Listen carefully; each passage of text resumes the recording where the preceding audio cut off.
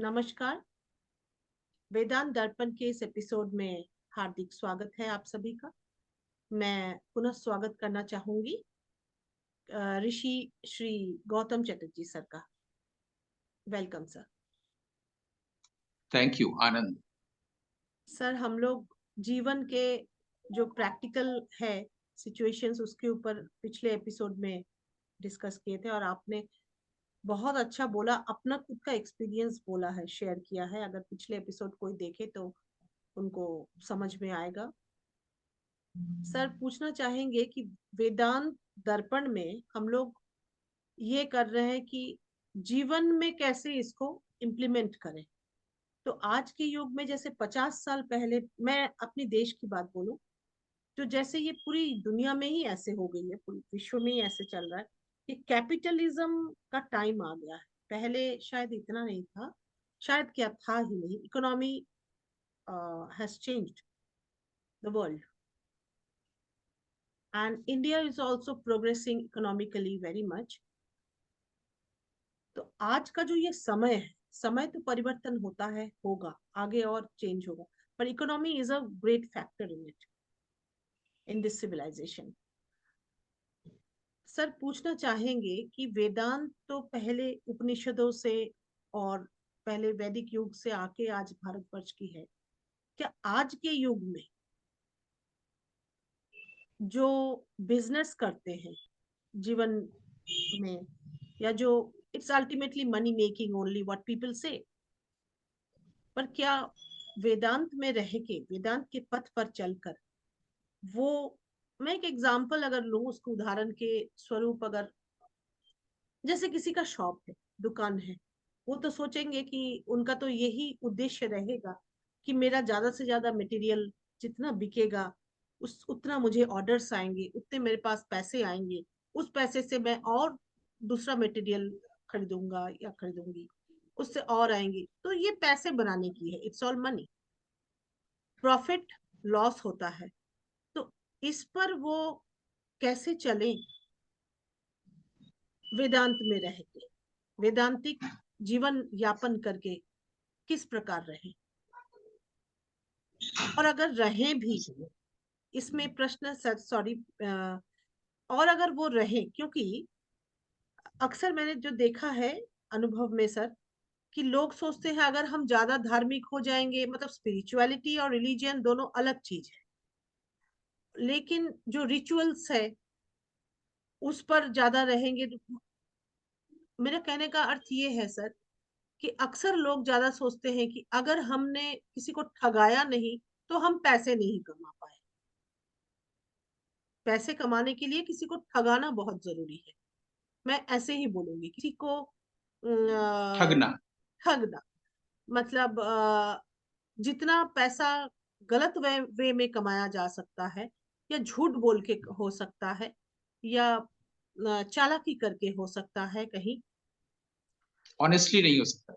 जी। और easy money, जिसको कहा जाता है इजी मनी, जैसे कोई चुरा के कर रहा है, या चुरा के नहीं तो कोई मैं क्या बोलूं, उदाहरण स्वरूप में कई शिक्षकों को देखा है कि वो क्लासेस लेते हैं लेकिन अल्टीमेटली म्यूजिक नहीं सिखाते, लेकिन वो बहुत पैसे कमाए हैं और कमा रहे हैं।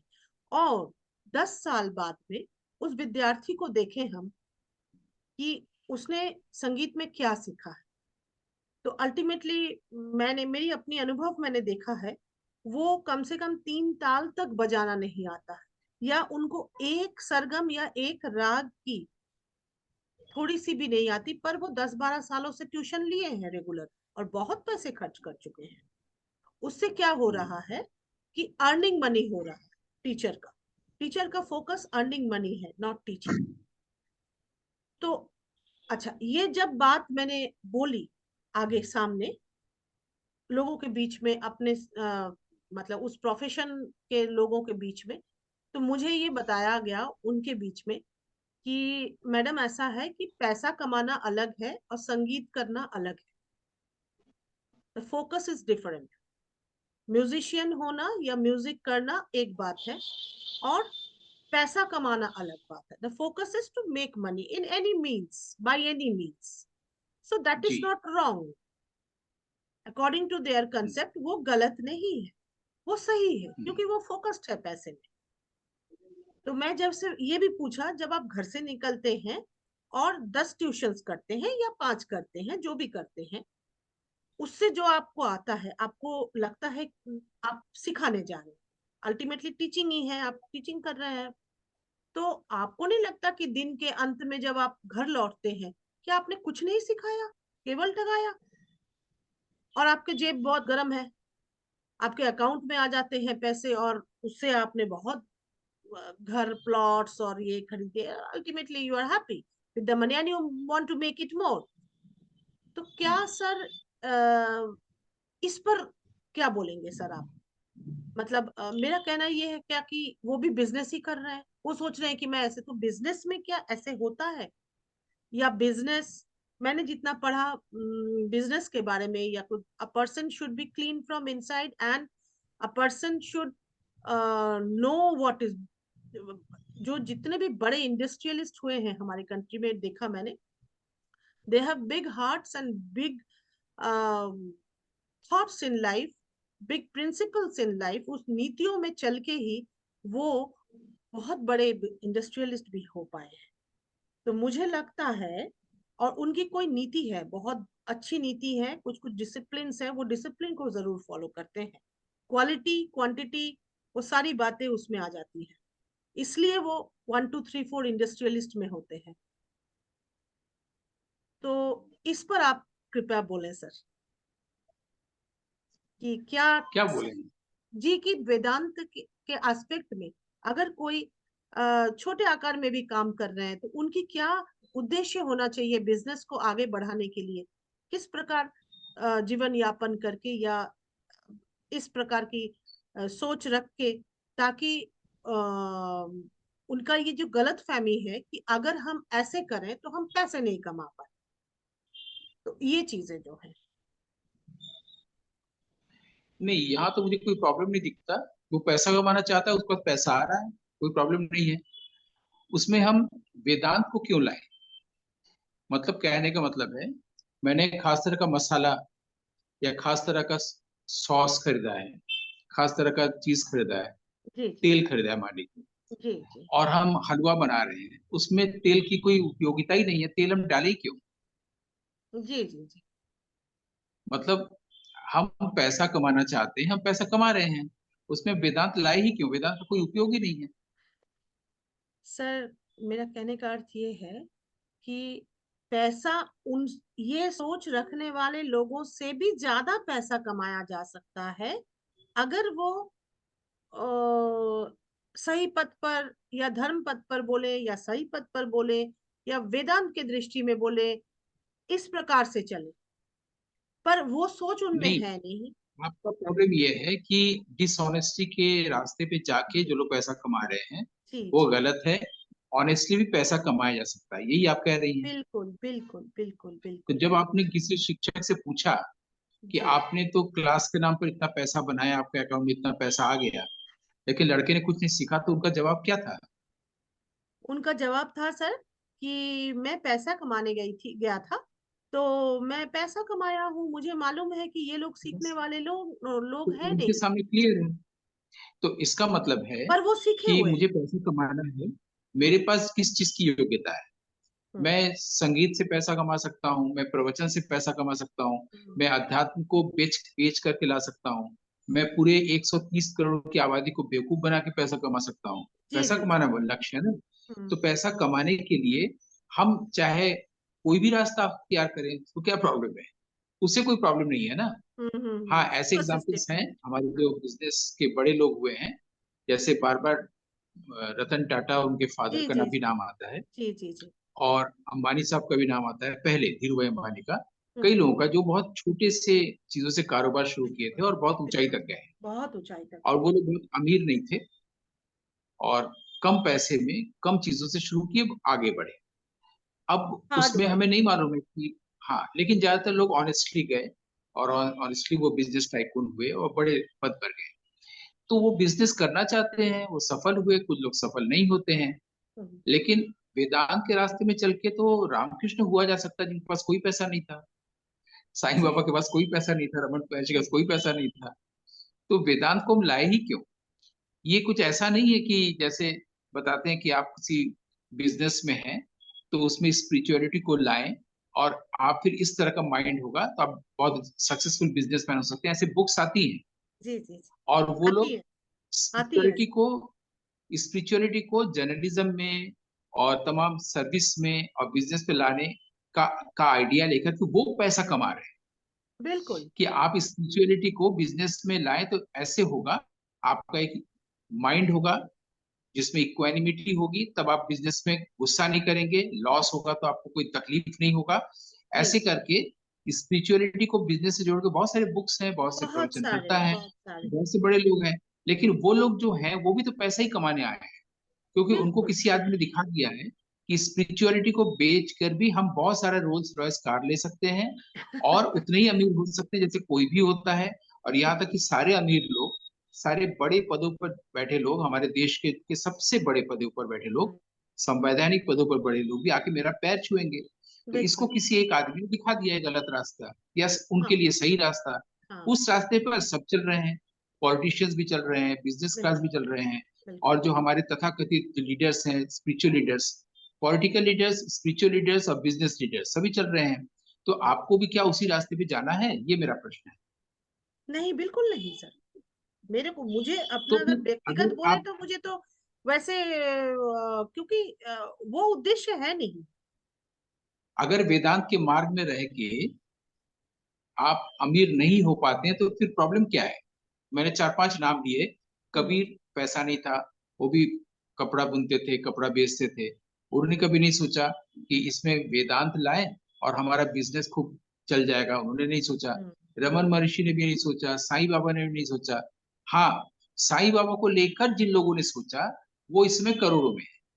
साईं जी बाबा का मंदिर और जी बालाजी का जी मंदिर हमारे यहाँ का देश का रिचेस्ट टेम्पल है। जी जी जी। लेकिन साईं बाबा ने ऐसा नहीं किया, वो एक नहीं पेड़ के नहीं नीचे चुपचाप बैठे हुए थे, नहीं उनके नहीं। बगल में एक फोटो देखते हैं हम लोग, एक कुत्ते का। हर रमन हर, हाँ। महर्षि को देखते थे मैड्रास में, अरुणाचलम एक पहाड़ है, वहां पर वो बिल्कुल। बैठे रहते हैं। जी उनके बदन पे कपड़े देख लीजिए, वहां पर बहुत अच्छा कोट नहीं है, जी। बहुत खूबसूरत कई हजार का जीन्स नहीं है, टी हम्म शर्ट नहीं है, हम्म है ना? तो आप देख सकते हैं।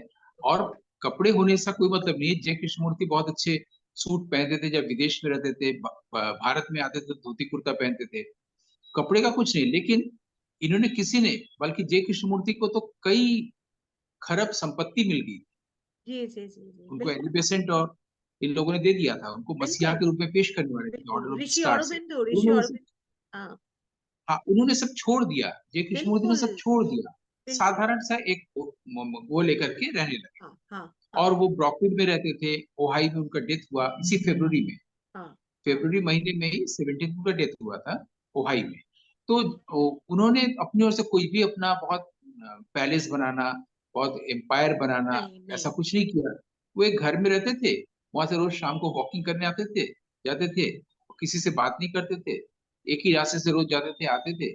और अगर कोई आया तो उनसे कॉन्वर्सेशन कर लिया, कहीं पर उनकी मीटिंग गैदरिंग रख दी गई तो वहां वो चले गए। भारत में आए तो बॉम्बे में गोकुल जयकर मिल ली, दिल्ली में इंदिरा गांधी मिल ली, हम्म बनारस में आए तो कृष्णमूर्ति स्कूल के बच्चों से मिल लिए, हम्म। मैड्रास में चले गए वहां पर, तो वहां पर जाकर के अपने स्कूल के बच्चों से मिल लिए, बस ऐसा उनका जीवन था। ऐसे ही बिल्कुल। रमन आश्रम में भी यही बात सबके साथ है। तो मैं तो कबीर, सूर, तुलसी और रविदास से लेकर के सारे लोगों का मैं देखता हूँ, रामकृष्ण परमहंस से विवेकानंद, जी जी। विवेकानंद को इतनी ख्याति मिल गई थी विश्व में, अमेरिका में जाने पर, वो चाहते थे तो वो बहुत कुछ पैसा कमा सकते थे, बहुत या कुछ नहीं। वो भी उपनिषद का एक बिजनेस शुरू कर सकते थे। अगर वो किताब ही लिखते तो बहुत रॉयल्टी आ जाती। बिल्कुल बिल्कुल। लेकिन उन्होंने तो इसको बेचा खरीदा नहीं ना। नहीं नहीं। तो हम लोग के हमारे लिए। लिए आइकन कौन है, बिजनेसमैन है या हमारे जो आइकन है, हमारे जो आइडियल है वो कौन है? श्री करेक्ट अरविंदो है, करेक्ट। इवन गांधी जी का पहनावा देख लीजिए।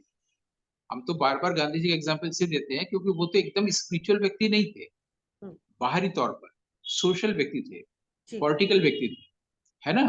और वो, उनका मैं एग्जाम्पल इसलिए देता हूँ, जब वो बैरिस्टर होके भारत लौटे तो गुजरात में रहते थे, उनके जी माता पिता थे, वो बैरिस्ट्री करते, अच्छी तनख्वाह पाते और आराम से रहते।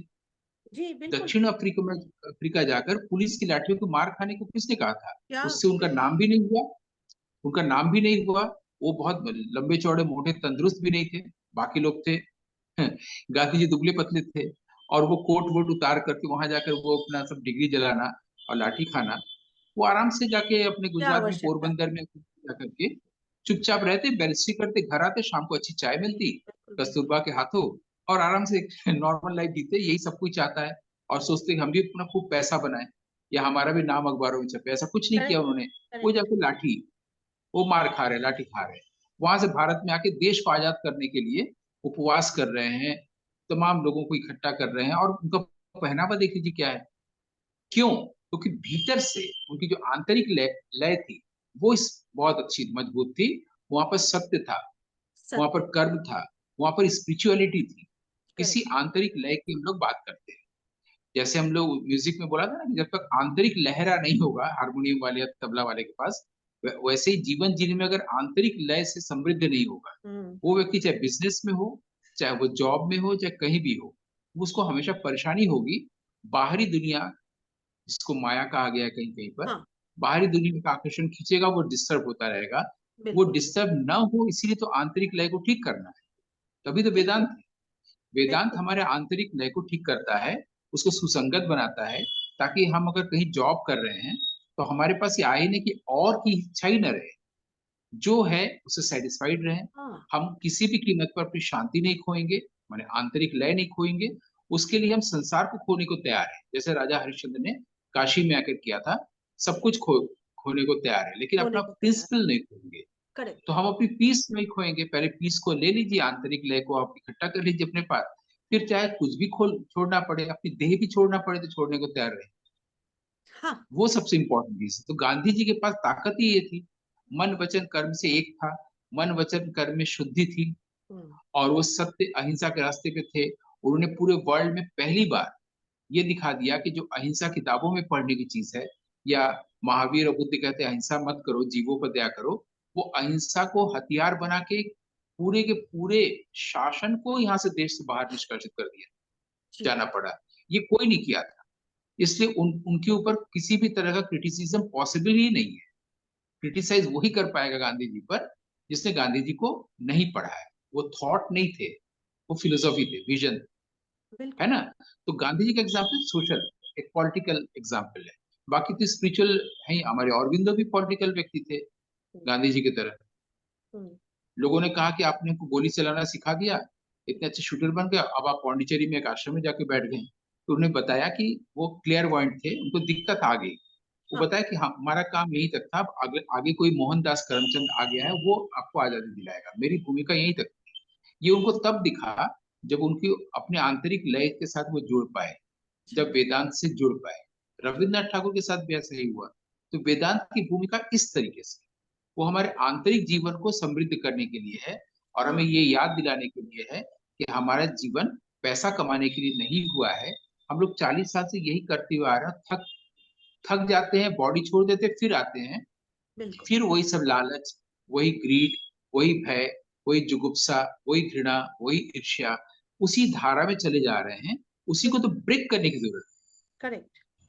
वही तो डेथ होगा। करेक्ट। उसको ब्रेक करने के लिए कोई तैयार नहीं है। इसके लिए मैं बार बार कहता हूँ, हैप्पीनेस कोई नहीं चाहता। उसको ब्रेक करते ही डेथ है। अगर आपके सारे डिजायर फुलफिल्ड हो, कोई ठीक। अनफुलफिलमेंट नहीं रह जाता लाइफ का। कोई भी उसको ब्रेक करने की जरूरत नहीं है। ब्रेक करने के लिए कुछ भी करने की जरूरत नहीं है, सिर्फ इस प्रेजेंट मोमेंट में रहने की जरूरत बिल्कुल।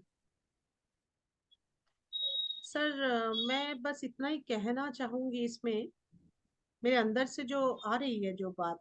देखिए सर, ज्ञान योग है, भक्ति योग है, कर्म योग है, राज योग है, क्रिया योग के बारे में भी डिस्कस हुआ है, आप बोले भी थे उस पर।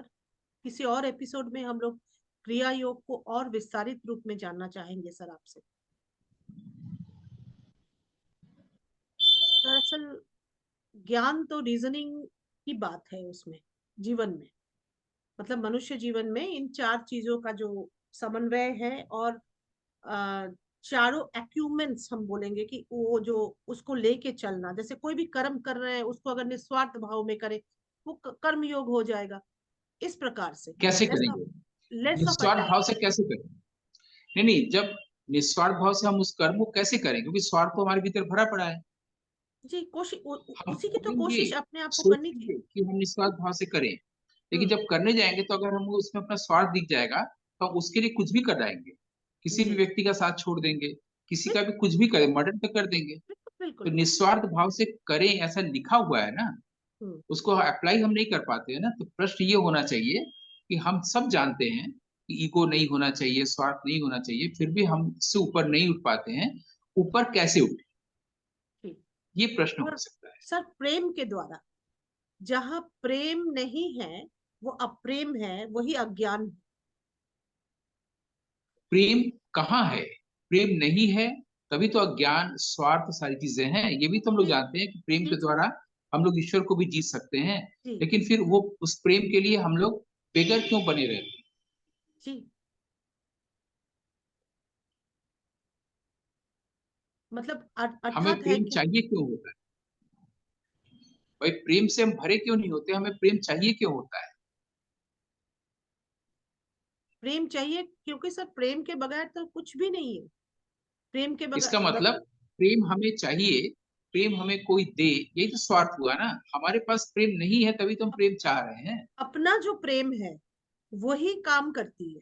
जो इंसान प्रेमी होता है वो ही इस काम को ठीक से कर पाते हैं। वो प्रेम ठीक, तो दूसरे में अपना जो दिखता है प्रेम तो। है, अपना जो प्रेम है, वो अगर होगा तो हम क्यों बिल्डिंग्स जलाएंगे, दूसरी जी, जातियों से झगड़ा करेंगे? समाज में अगर तो यही प्रेम देखने को नहीं। मिलता है कि जी, उसका उसका गाना इतना अच्छा क्यों है, उसको इतने ट्यूशंस मिल रहे हैं, मुझे नहीं मिल रहे हैं। उसके पास इतना पैसा आ रहा है, वो तो मेरे पास नहीं आ हिंसा, रहा है, उसका बिल्कुल नाम हो बिल्कुल, रहा है, जेलसी और पैसा आ रहा है, हिंसा मेरे ये नहीं सब। हो रहा है, तो हम्म। मेरा प्रेम कहाँ गया? बिल्कुल सर, वो तो है क्योंकि ही वो। दूसरे के श्रेष्ठ को देख करके हम्म। हमारे भीतर हम उसको अप्रिशिएट क्यों नहीं कर रहे हैं? अगर कोई व्यक्ति का उत्कर्ष है, क्योंकि ऐसा नहीं कि दोस्त उस वक्त काम आता है जब हम बहुत तकलीफ में, ऐसा नहीं है। दोस्त का पहचान तब होती है जब दूसरा वाला उत्कर्ष में है, दूसरे को बहुत लाभ मिल रहा है, दूसरे का नाम हो रहा है और हमें खुशी हो रही है, तब तो हम दोस्त हैं। बिल्कुल। तो जब मेरे बंधु। साथ का कोई व्यक्ति या कोई और व्यक्ति को सब चीजें मिल रही हैं, मुझे नहीं मिल रही है, तब मेरा प्रेम कहाँ जाता है? जी बिल्कुल। ये जो जेलसी है सर, ये जो हिंसा है, जो अहिंसा आपने महात्मा गांधी की बात बोली, वो अहिंसा, यही तो अहिंसा है। अर्थात। जब तक जेलसी रहेगी, जब तक जी। हेट्रेड रहेगा, जब हेट्रेड। तक षड्यंत्र रहेगा, जब हम्म। तक कन्फ्लिक्ट रहेगा, प्रेम बिल्कुल। पॉसिबल ही नहीं। पॉसिबल नहीं। करेक्ट। क्योंकि सब कुछ आ रहा है सेंस ऑफ इनसिक्योरिटी से। जब तक इनसिक्योरिटी है, यानी कि हमारे पास फियर है, जब तक फियर है तब तक लव वहां पर रिसाइड ही नहीं कर सकता है। लव बिल्कुल वही होता है जहाँ भय नहीं है, जहाँ पर माइंड और ईगो नहीं है, अगर एक सेंटेंस में बोला जाए। बिल्कुल सर। बिल्कुल सर। बहुत सुंदर प्रेम जो है वो व्याख्या। प्रोटैगनिस्ट है, माइंड या ईगो जो है वो इंटरगनिस्ट जी जी। मैं शायद कल या परसों कोई कबीर के दोहा पढ़ रही थी, उसके बाद मुझे लगा कि इस पर गाऊं तो, पर मुझे याद नहीं आ रहा है। आप बोल पाएंगे शायद कि अपने आप को उसका अर्थ। मैं उसका साथ टेक्स्ट बोल रही हूँ, सॉरी, अभी पुस्तक है नहीं मेरे पास। जैसे वो है ना, कि जो आईना है, वो आईना में देख रहे हैं अपने चेहरा, वैसे अपने आप से जब उनकी साक्षात हो रही है तो वो उसमें वो देख रहे हैं उसको, कि उस जल में जो जैसे अभी प्रकृति। हम लोग जैसे अभी हम लोग वेदांत के दर्पण में अपने आप को देखते जी जी जी। हैं, आपने इसीलिए तो नाम रखा है वेदांत दर्पण। दर्पण। हाँ। जी जी जी जी जी। वही तो बेहतर है प्रतिबिंब कि की दर्पण तरह। पर धूल न रहे। दर्पण पर धूल नहीं रहेगा तो हम अपना चेहरा साफ अच्छे से देख पाएंगे। जी जी। हम लोग चेहरे बहुत को बहुत। साफ करते रहते हैं, धूल है हाँ हाँ दर्पण पर। हाँ हाँ। बिल्कुल। शायद इसी पर ही कबीर जी, मतलब ऐसे ही कुछ था, मैं कल ना परसों ही उसको पढ़ रही थी और मैंने सोचा कि इस पर मैं गाऊं तो कितना अच्छा। उसकी मीनिंग भी मैं पढ़ रही थी, तो मैं उसके शब्द भूल रही हूँ, मुझे याद नहीं है। कोई बात नहीं, बात कही, गालिब ने अपनी बात कही, आप अपनी बात कहिए, ये सबसे अच्छी बात होगी। डायरेक्टली आप लाइट से कॉन्वर्सेशन करिए, वो एक नई कथा लिखना चाह रहा है और आप उस कथा को लोगों को सुनाइए। जी सर।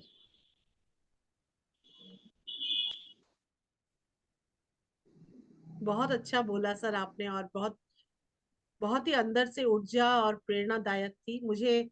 ये विश्वास है कि ऐसे एपिसोड्स वेदांत दर्पण का देखने सुनने के बाद में आप लोग बार बार इसको सुनेंगे, और प्रेरणा आप लोगों को मिलेगी, और उस पथ पर आप लोग चलने की कोशिश करेंगे उस पर, ताकि आप लोग जीवन के सत्य को जान सके। यही कोशिश है इस चैनल के द्वारा, इस कार्यक्रम के द्वारा कुछ अच्छे कर्म करने की। इसी के साथ आज की इस एपिसोड को विराम दे रहे हैं।